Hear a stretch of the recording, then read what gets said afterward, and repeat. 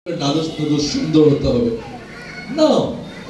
তোমরা তো চোরালো সন্তান মানে যে আল্লাহর খাঁটি বান্দা হবে। বাইরের সুন্দর আসল সুন্দর না, আসল সুন্দর কি যদি ভিতরের সুন্দরটাও সুন্দর হয়। এই জন্য আপনারা হালাল খাওয়াবেন। কারণ রাসূলুল্লাহ সাল্লাল্লাহু আলাইহি ওয়াসাল্লাম বলছেন যে যেই বডিটা হারাম দিয়ে লালিত পালিত হয় তার উপযুক্ত জায়গা কোথায়? জাহান্নাম। এই জাহান্নামী বডি কি জান্নাতের কাজ করবে? বাবা মার কথা শুনবে? লেখাপড়ায় ভালো হবে? কখনোই না। তাহলে আপনি হালাল খাবেন, কম খান, ডাল ভাত খান, মরবে না ইনশাআল্লাহ। মরবে না, বলবে আল্লাহ না এত শক্তিশালী, মরবে না, কিচ্ছু হবে না ইনশাআল্লাহ। রিক্সা চালাই সারাদিন কিছু হয় না, ভ্যান চালাই কিছু হয় না। আপনার সন্তান ডাল ভাত খাওয়ান, শাক ভাত খাওয়ান। গোস্ত কিনতে পারছেন না, নব্য করে সমস্যা নেই, হালাল খাওয়াবেন, হারাম খাওয়াবেন। হারাম খাওয়ালে সন্তান হারামের দিকে যাবে না। নাম্বার 4 যেটা আপনাদের দায়িত্ব, তার শিক্ষা এবং দীক্ষার ভালো ব্যবস্থা করবেন।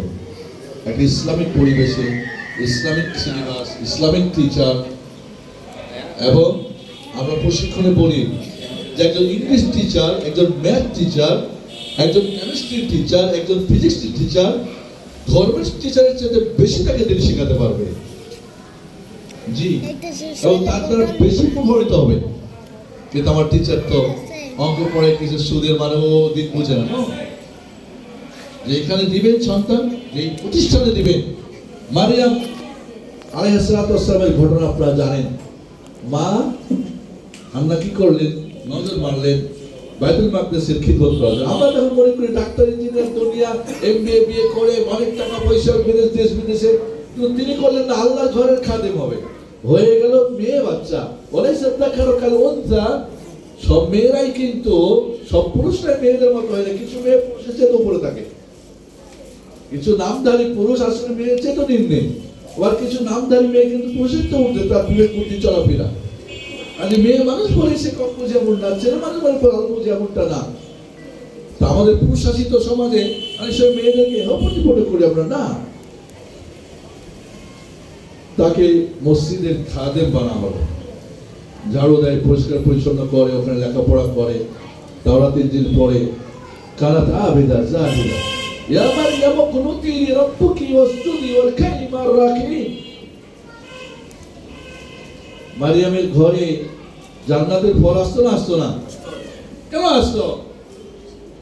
কেন আসতো বলে? এই 4টা জিনিস ওকে ছিল।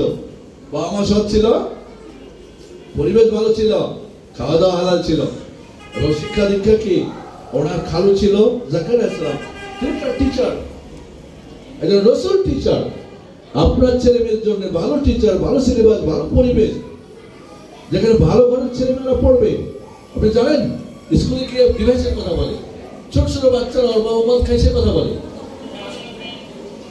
ঢাকা শহরে এরকম ইংলিশ মিডিয়ামের স্কুল এমন। আমি আমার ছেলেকে সোজা থেকে কোথায় পড়াবো? ভালো আরবিক মিডিয়ামে, ইংলিশ মিডিয়ামে, ওখানে পরিবেশই খারাপ। বলে আমার বাবা এবা খায়। এবা কি? ওইটা তার কচি মনে বসে গেল। একজন এবার নাম করে, এবারটা কি জরুরি? বড় কেউ মানুষ খাই, তার আমার খেতে হবে। এটা করে, ওইটা করে, আমার এই দিবস আছে, ওই দিবস আছে, আমি এই খেলি। কি খেলি? কি জন্য গেম খেলা আছে? Casino, PUBG game.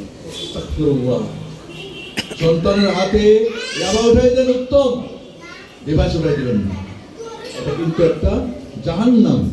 এটা একটা কি ব্রেনকে হ্যাং করে দেয়, হ্যাং করে কিছু কাজ ঢুকবে না।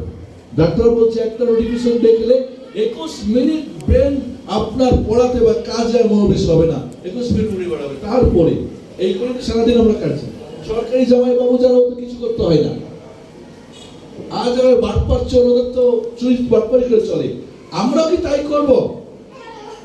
এই জন্য সন্তানকে ভালো একটা পরিবেশে, উন্নত মানের সিলেবাস, টিচারে, যেখানে যারা দায়িত্ব নেবে আপনার সন্তানের দৌড়িও বানানোর, দোয়া কালাম শেখাবে, ম্যানার শেখাবে, আপনাকে আদব আখলাক শেখাবে, বাড়ি থেকে সালাম দেবে, সালাম ছাড়া ঢুকবে না, কোরআন পড়বে, ভুল করলে বলবে হয়তো আপনার ছেলে বড় ছেলে ছোট ছেলেকে মারছে, সরি বলছে না, যাও কি করো, 2 রাকাত নামাজ পড়ে বলো, হে আল্লাহ আমি জুলুম করছি, আমাকে ক্ষমা করে দাও, আমি আর তুমি আমার ছোট ভাইকে মারবো, আমি আদর করবো, ভালোবাসবো, ভাইয়া তুমি আমাকে মাফ করে দাও। এগুলো বাচ্চারা কোনো হাত ধরে না, ওটা মানে অসম্ভব। তরবিয়ত দেন আপনি।